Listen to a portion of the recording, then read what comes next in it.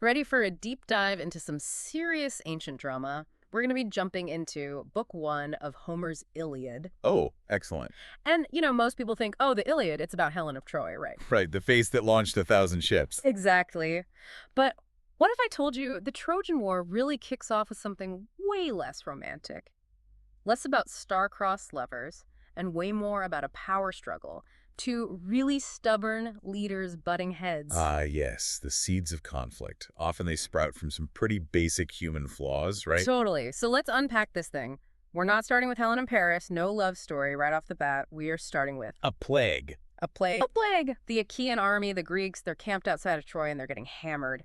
But not by Trojan warriors, no, by a disease. And this is huge, right? Right out of the gate, Homer is establishing the presence, but more importantly, the power of the gods. Oh, absolutely. You've got the most powerful, the toughest warriors imaginable, and they're taken down by something they can't even see, something sent by a force totally outside of their control. It's like even the greatest heroes, they answer to a higher power, right? Exactly. Yeah. And in this case, that higher power, well, it's Apollo.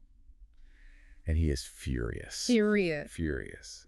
With Agamemnon, With Agamemnon, the leader of the Greeks, what did he do? well, Agamemnon really disrespected Apollo's priest, Chryses. Okay, so this Chryses, he isn't just like any old priest, right? Oh, no.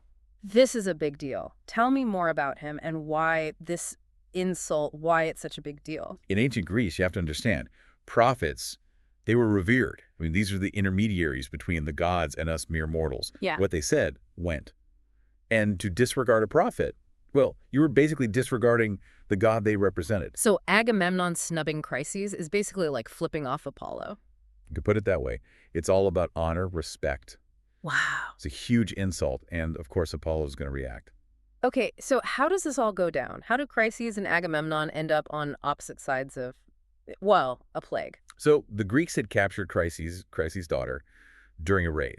Now Chryses comes to Agamemnon, completely humbled, even offering like a hefty ransom for her return. He's basically saying, I'll give you anything, just give me back my daughter. Exactly. Yeah. This act alone, offering a ransom, tells us so much about how important family and honor were in ancient Greece. But Agamemnon, he's drunk on his own power, full of hubris, that arrogance, that pride. He lets it completely dictate his actions. And he refuses Chryses' plea. No. Oh, yes.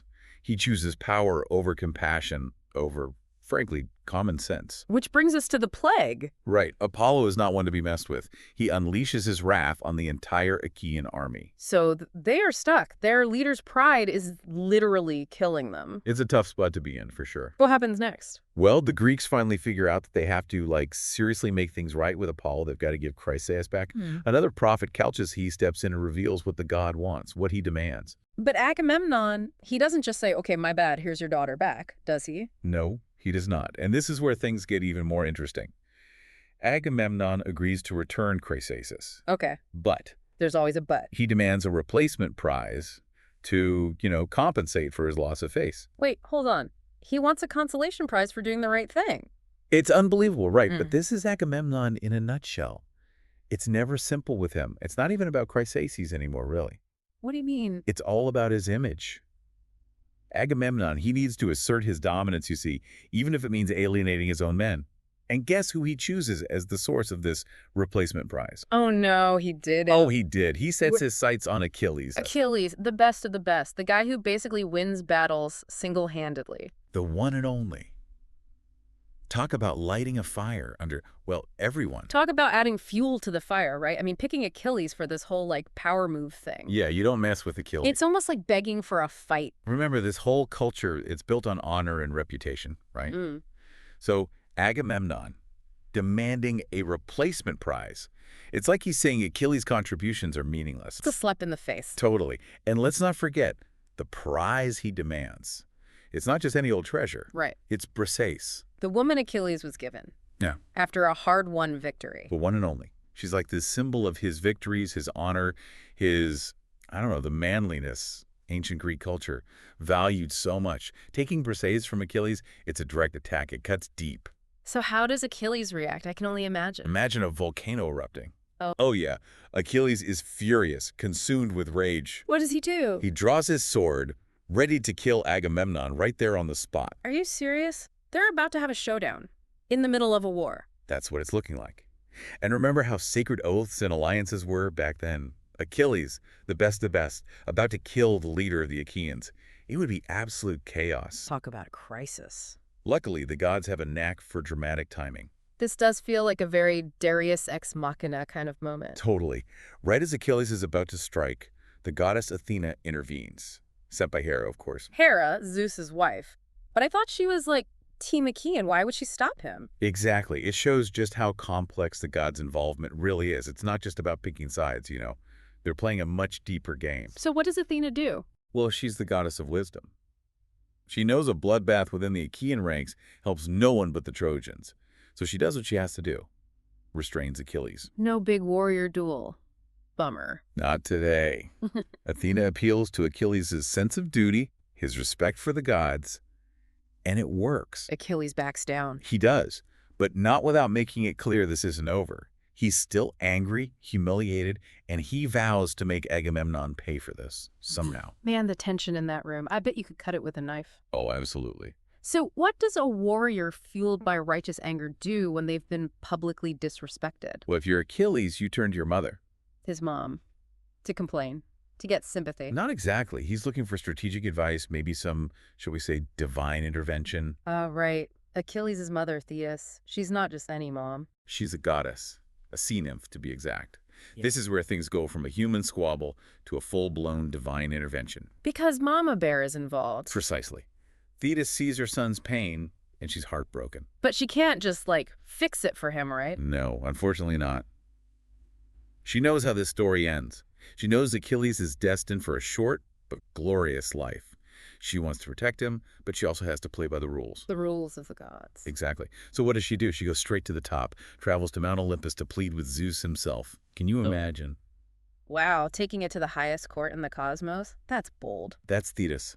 She knows how to get things done, throws herself at Zeus's feet, weeping, begging him to honor her son, to help Achilles. What's Zeus gonna do? He's gotta help, right? If only it were that simple. Zeus is stuck in a tough spot. Sure, he hears Thetis, feels like he owes her, but siding with her means defying his wife, Hera. Oh no. Not marital drama, even for the gods. Even for the gods. Zeus has got to think this through carefully. Personal feelings versus, upsetting the queen of the gods. It's a classic dilemma. So Zeus is up on Mount Olympus, dealing with family drama. What's going on back in the real world? With the Achaeans? Things are quiet. Too quiet. Odysseus has done what he was supposed to, return Chryseis to her father. You can feel the relief, that the plague might finally be over. But the fight between Agamemnon and Achilles, that tension is just hanging in the air, right? Like everyone's holding their breath, waiting for the other shoe to drop. And drop it does. Agamemnon, unable to let go of his pride, well, he decides to make things even worse. He doesn't. He doesn't. Oh, he does? What? He sends his men to seize Briseis. No. While Zeus is, deciding his fate, he goes there. Agamemnon. Oh, he goes there. Pride, It makes you do wild things. This isn't about a consolation prize anymore, is it? It's personal. Completely. Right. Agamemnon, he's so focused on, saving face, I guess, that he can't see the bigger picture. He's just poked a warrior who can talk to gods. With a very sharp spear. And he seems surprised that the bear is ready to fight back. This one act, it changes everything. The entire war hinges on this moment. It's like all the bloodshed, the alliances, everything goes back to this one really bad decision. And that's the brilliance of Homer. He takes these, very human flaws, pride, anger, the need for revenge, and shows how they can spiral out of control. Yeah. How they can have consequences nobody could have predicted. It makes you think, about how our own, inability to see beyond what we want right now can be really destructive. Oh, absolutely. Agamemnon's choice. It's a reminder. Leaders, good leaders, it's not just about being strong or powerful. It's about wisdom. It's about knowing when to hold back, when to put the good of everyone above your ego. So as we wrap up our deep dive on Book 1 of the Iliad, what's, the one thing you want our listeners to think about? What's the connection between this ancient story and, us today? Choices. It all comes down to choices. Yes, the gods, they're there, influencing things. But it's the choices people make, for good or for bad, that really determine how things play out. Their lives, the fate of the war, everything. It's like those butterfly effect memes, right? Yeah. One choice can change everything. Totally. And when you keep reading the Iliad, I want you to really pay attention not just to the heroes and what they decide, but everyone, even characters you might think are insignificant. They matter too. Oh, they absolutely do. Homer was brilliant. He wove together this tapestry of human experience where every single thread, every choice, it all adds up to something bigger, something tragic, something meaningful. Consider that your homework, listener. As you read the rest of the Iliad, gods can be petty, even the greatest heroes have flaws, and every choice you make, it matters.